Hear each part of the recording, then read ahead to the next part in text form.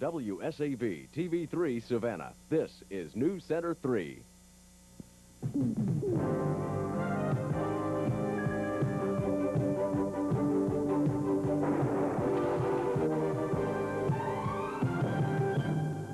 Good evening. Arthur Fennell has the night off. A fire has brought tragedy to a Savannah family tonight. The early morning blaze claimed the lives of 2 young children. Marisa Martin has the story. Carlos McElhaney was babysitting his niece and nephew when fire broke out at about 1:30 this morning. He escaped through a window. He said, yes, the kids were in the house. And about that time, we heard an explosion. The only one I really saw was my niece. And I just got to see her face and head, and that was all I could see. And then they covered her up, and that was it. Firemen found the bodies of 2-year-old Ashley McElhaney and 3-year-old Christopher McElhaney on the kitchen floor. The children apparently died from smoke inhalation trying to escape the flames. What kind of kids were they? Special, very special. Smart, beautiful, anything you want to ask for. Investigation into the cause of the fire continues, but firemen say it looks like the fire started on the couch in the living room, possibly from a cigarette. Investigators say if there had been a smoke detector in this home, Ashley and Christopher might be alive today. Marisa Martin, WSAV News Center 3. Michael Griffin, the accused slayer of 18-year-old college student Christopher White, was formally arraigned today. Earlier this week, Griffin's murder trial was postponed by Chatham County Superior Court Judge Frank Cheatham because the suspect had not been arraigned. A new trial date of December 2nd has been set for Griffin. The cost for a proposed addition to the Chatham County Jail may be more than what was originally estimated. A $316,000 federal grant has already been secured to expand the jail's Sally Port. But county officials say the project's cost may run over that figure. The 3-story expansion will add more jail cells and increase the booking area of the Chatham facility. But as best we can determine now, this figure may be a little low. It appears now that the investment would be somewhere in the neighborhood of $375,000. That's the reason we went ahead and authorized this study to get a firmer figure. Chairman Brooks says the commission should find any reasonable cost over the federal grant. The Chatham County Commission also decided to invest some county funds into the Georgia Local Investment Pool. The pool is made up of funds from local governments throughout the state and will offer the county a chance for higher yields on investments. County Finance Director Gary Humphrey says the fund should increase the county's revenues in the future. The city of Savannah already uses the Georgia Local Investment Pool as a source of revenue. The Chatham County Commission today welcomed the return of one of its most colorful commissioners. Robert McCorkle was back at his 4th district seat this morning after missing more than 3 months of meeting because of illness. McCorkle didn't lose much time, picking up where he left off in the past by questioning the amount of paper being used by the commission. To the relief of downtown motorists, the city of Savannah has taken steps to further relieve the downtown parking squeeze by moving forward on a second garage. Residents that conduct business think it's not a moment too soon, and some wonder why it has taken so long. Byron Holden talked with several people about the endless search for downtown parking. For any shopper who spent what seems like hours searching for parking spaces downtown, the news that another multi-level garage will be built and completed by December of '86 is welcome news. But many area consumers wonder what took so long. Well, I think something's got to be done before they open these stores and can keep them open on account of the parking down here. You can never find a place to park down here. It's a good idea, because trying to find a parking space around here, even around this time of day early in the morning, it's a big hassle. Shaw claimed the parking crunch was so bad that she parked by the International House of Pancakes and then walked 3 blocks where she needed to go. Another longtime resident hit on the idea that more people should ride buses. I feel that those people that can, going uptown every day, ride a bus should do so that those that can't would have a place to park without building garages. Coincidentally, the downtown parking study calls for beefing up bus ridership as a means to free up parking spaces. Downtown study has suggested a variety of actions, including encouraging persons to use the bus system, to encouraging persons to participate in ride-sharing programs. The city has earmarked about $8 million for the 2 garages, which will add 1,000 parking spaces to the downtown core area. Byron Holden, WSAV, News Center 3. Coastal Empire United Way officials say they have reached 87% of their 1985 campaign goal. At an afternoon luncheon, officials said they have already raised over $3 million and expect to reach the $3,450,000 goal by the November 5th deadline. Coastal Empire's 40 United Way agencies serve over 55,000 people in Chatham, Bryan, and Effingham counties in 1984. It was an opportunity for local residents to air their gripes to representatives from the Department of Natural Resources. Now, such an opportunity doesn't take place too often, so as we find out in this report from News Center 3's Cindy Pressler, quite a few people were on hand to speak out. The Department of Natural Resources has basically one big job to do: protect our resources. One of those is water. Even though Savannah is almost surrounded by it, one state geologist says we need to conserve because our groundwater level has gone down below sea level.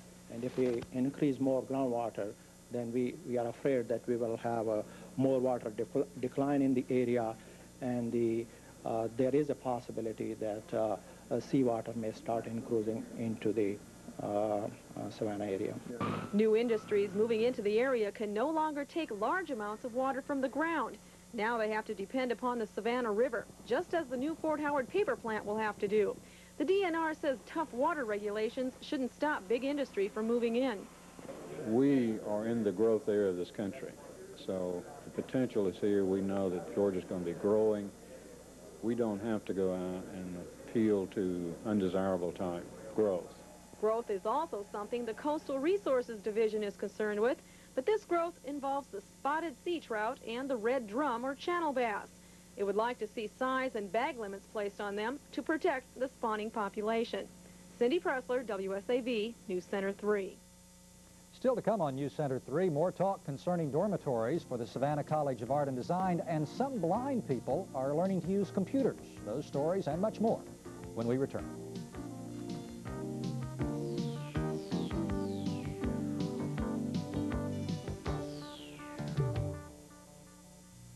I've been on the hard stuff all my life. And you don't like it? No, it's so dry and tasteless. I'm just fed up with it. Well, have you tried tender, meaty chunks? It's moist and chewy like real meat, and it has... Oh, may I? Oh, yes, please. It cleans your teeth like dry food, yet it's much more digestible and 100% nutritionally complete. Tender, meaty. Yes, tender, meaty chunks, right. By Jim Dandy. I'm swearing off the hard stuff for good. Your telephone's a telephone. When you bank at CNS, get your benefits. Check into loans. You've got to touch. Your telephone's a telephone. Now when you bank at CNS, any touch-tone phone can give you up-to-date information on all your CNS accounts. Free. 24 hours a day. Your telephone's a telephone. Bank at CNS. An escaped convict is still being held without bond tonight in Wayne County on charges of aggravated assault, armed robbery, and auto theft. Wayne County Sheriff's officials say William Ford is a prime suspect in Monday's robbing and beating of a Hinesville cab driver.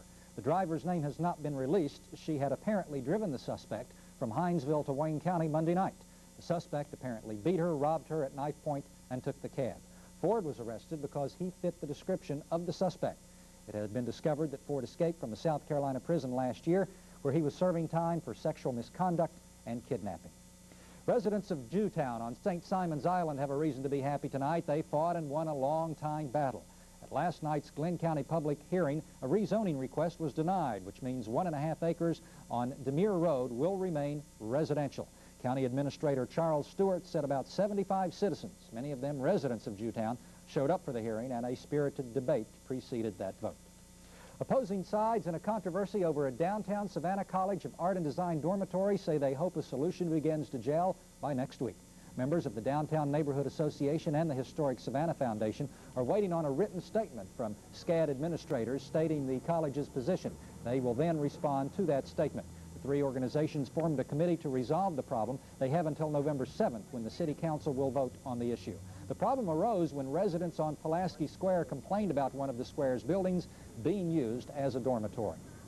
The blind and visually impaired can be some of the finest workers in the country if employers would only give them the chance. That is the word tonight from the Savannah Association for the Blind. The association held a computer exhibition and open house today, and News Center 3's David Trust was there. Sherry Handy is only visiting Savannah from New York City, where she works for a firm. Day after day, she handles, edits, and writes pages and pages. Not so impressive, except that Sherry Handy is blind. Normally, she works much faster than this. She had to slow down so our mics could pick it up. She says today's technology has placed potential blind or severely visually impaired workers back in the workforce. I feel that it's so important that the employers lose their fear of something they don't have to be afraid of anymore. That a blind person can compete as effectively and is as versatile as any sighted employee they might be considering hiring. They miss less time from work. They change jobs less frequently. They seem to be more loyal. They stay with a job longer. It's good business to hire the handicapped. This printer prints in Braille, while this word processor has a large display for the visually impaired. The message here, it's a twofold one, really. If you're an employer, you can't go wrong with one of these workers. And if you're blind or visually impaired, your time has arrived. It means that I'm really part of the mainstream of the office, not stashed off in a corner and forgotten. David Trust, WSAV, News Center 3. Next year, the Statue of Liberty will be 100 years old, and President Reagan will sign a proclamation Monday designating 1986 as the Year of Liberty. Millions of Americans have donated money to help restore the statue, but the donation from a teenager in Ridgeland, South Carolina, was considered special by the Restoration Committee. That teenager, 13-year-old Donna Daly, will be President Reagan's guest for the proclamation signing Monday. News Center 3's Jerry O'Loughlin joined Donna and her mother this afternoon as they made plans for the big trip to Washington. Donna Daly, her mother and cousin, came to the Four Seasons Travel Agency in Savannah to pick up plane tickets for the trip to Washington. The trip is a second dream come true for Donna, who is blind and suffering from a terminal illness. Her first dream came true 4 years ago when contributions from friends and neighbors allowed her to visit the Statue of Liberty before she lost her sight completely. A call this week from the White House asking Donna to join the president for a proclamation signing came as a complete surprise. I'm going to have to apologize to the president when I get there, because when the lady called the other night, I told her we couldn't come. I just didn't see how we could get there in that short a notice. And then Donna's daddy said, when the president calls you, you come.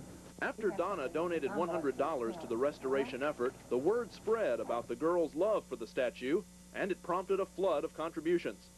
Donna says when she gets to Washington, she has a special message for President Reagan.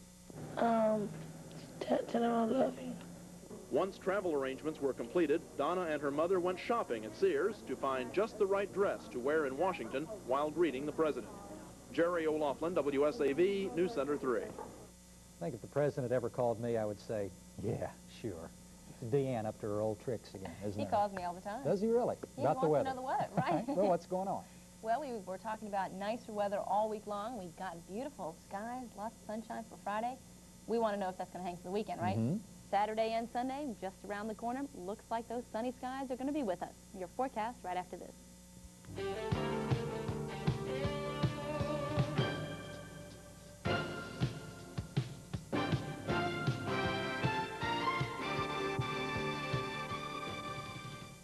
Year-end clearance at Kehoe Tire and Brake. Dayton Power Custom Radial as low as $29.99. 35,000-mile road hazard warranty. Year-end clearance, Kehoe Tire and Brake.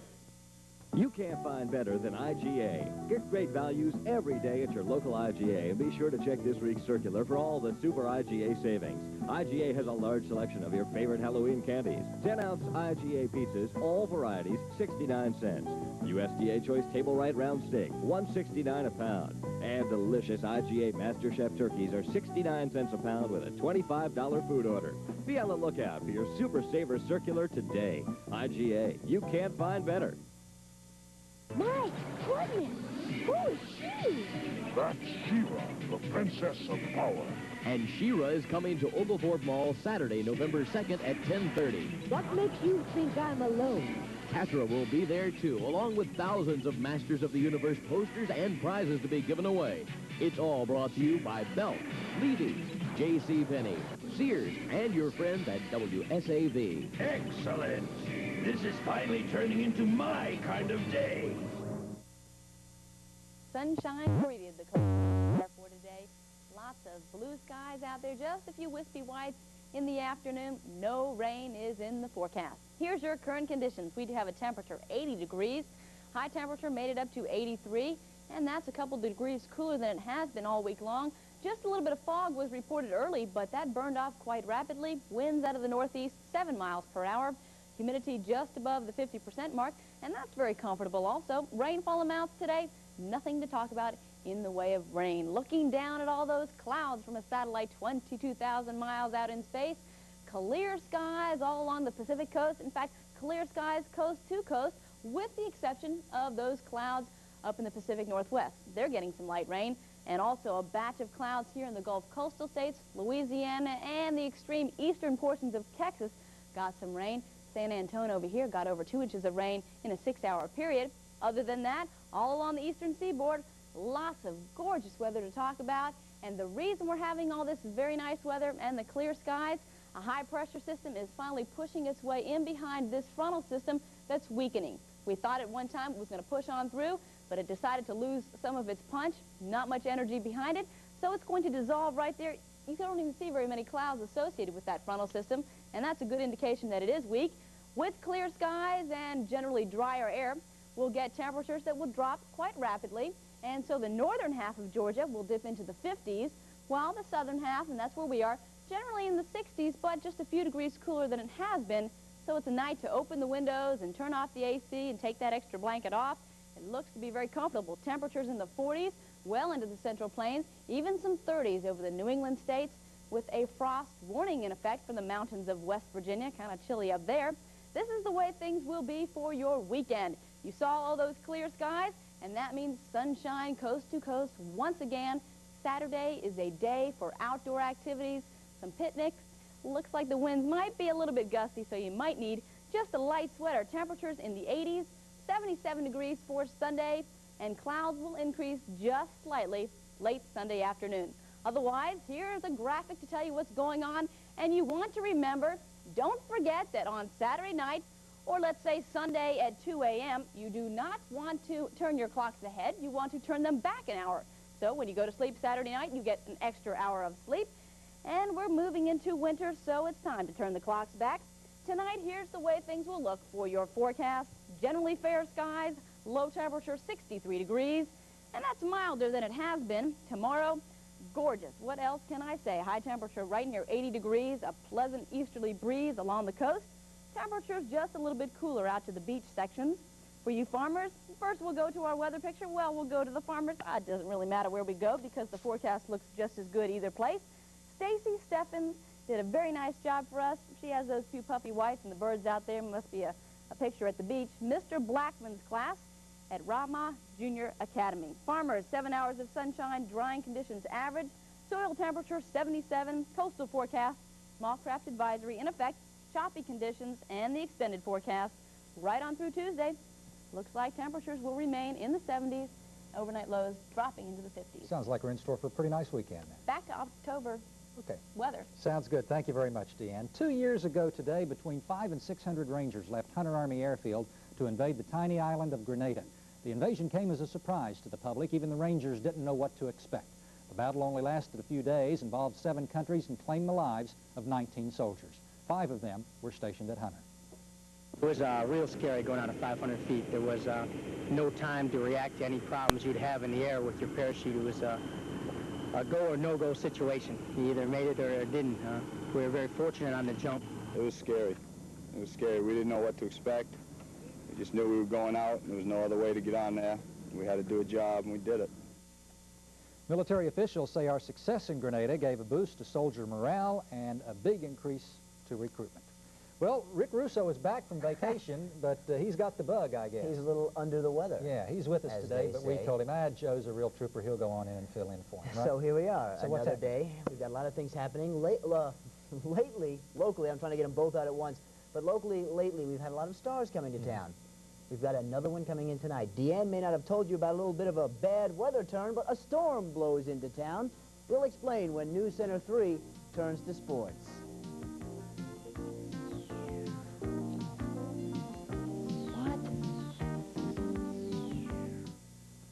Celebrate Walmart's 23rd anniversary with special savings in our record department. Get the latest tunes for just $6.96 now through Saturday. Kenny Rogers gets to the heart of the matter. That's not really the heart of the matter. The dynamic soundtrack from Sweet Dreams. Instead of having sweet dreams. And Olivia Newton-John's latest. Get all this great new music for just $6.96 each now through Saturday in Walmart's record department. I'm Pat Sajak. And I'm Vanna White. The show is Wheel of Fortune, where...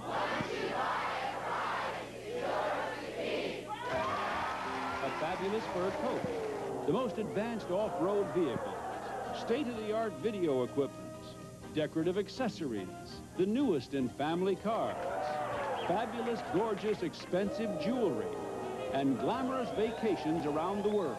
So join the fun. Wheel of Fortune, one of the games Savannah loves to play.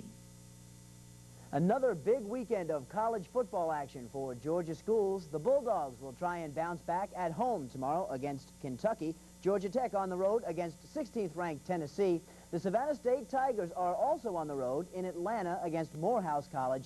And in Statesboro, it's homecoming for the Georgia Southern Eagles, looking to make it 6-1 against Newberry College, a team the Eagles blasted a year ago, 41-16. Indians head coach Clayton Johnson says his ball club doesn't belong on the same field as Southern. GSC head coach Irk Russell says, think again. As far as not being on the same field with us, I think the teams really stack up very close. I think it's going to be a heck of a ball game, and shucks, I'm scared to death, to tell you the truth, because I know with their good backs and their scrambling quarterback, they're awfully dangerous. If it goes right down to the wire, Georgia Southern may have the advantage. Of course, they have the great sophomore kicker, Tim Foley, 10 of 11 on field goals so far this season. Some key high school matchups tonight around the area. Effingham plays host to Groves in a battle of the Rebels. These two teams will be representing Sub-Region A in the region playoffs. So tonight's game will go a long way in determining home field advantage. The winner of the Effingham-Groves game will take on the loser of this game, Bradwell and Glen Academy. The Tigers and the Red Terrors are headed to the playoffs in Sub-Region B. So again, home field advantage and a claim on the Sub-Region crown are at stake. A special guest at the Bible Baptist homecoming game tonight against Long County. Head coach George Davis's son, Storm, a pitcher with the Baltimore Orioles, will be on hand. The highlight of Storm's career was, of course, his win in the 4th game of the 1983 World Series against the Philadelphia Phillies. Storm's brother, Coach Davis's other son, Glenn, is also a big leaguer. He plays first base for the Houston Astros. Another big league pitcher was to make an appearance over in Statesboro, but he's been understandably detained. Former GSC star John Tudor was scheduled to take part in today's alumni baseball game at the college, but he's kind of busy right now in Missouri as the World Series moves back to Kansas City for Game 6. Should the Royals win tomorrow night, Tudor will probably be on the mound for Whitey Herzog in Game 7 on Sunday. And if it's up to the Royals skipper Dick Hauser, there will be a Game 7. That is, if his pitching staff can hold up. Our pitchers know it. Lee Brandt's going to have to throw an excellent ball game to beat Cox, because Cox is a good pitcher. But our guys know it, and our pitchers can kind of accept that challenge. They've had to do it all year. Year-round, a popular activity among Savannah sports enthusiasts is playing softball, and the chances of that popularity growing is getting even better. Construction on 5 lighted ball fields is underway out at Bacon Park.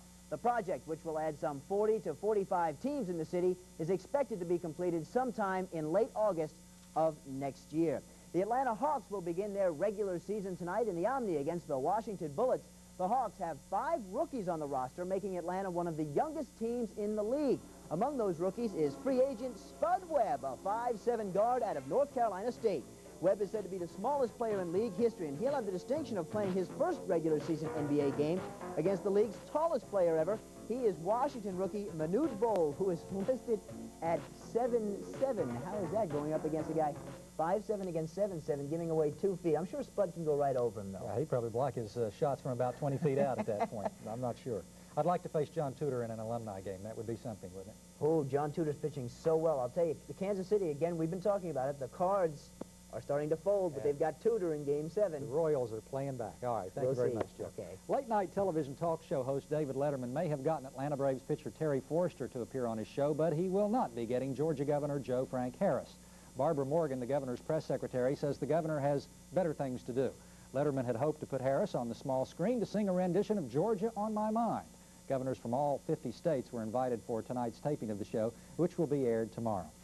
Savannah Police Chief David Gellatley lauded civilian help as an invaluable tool in its efforts to stop crime today. Gellatley took the opportunity to commend 24 of his officers and 18 civilians during the police department's quarterly awards ceremonies. The awards were handed out to officers and citizens who are singled out for their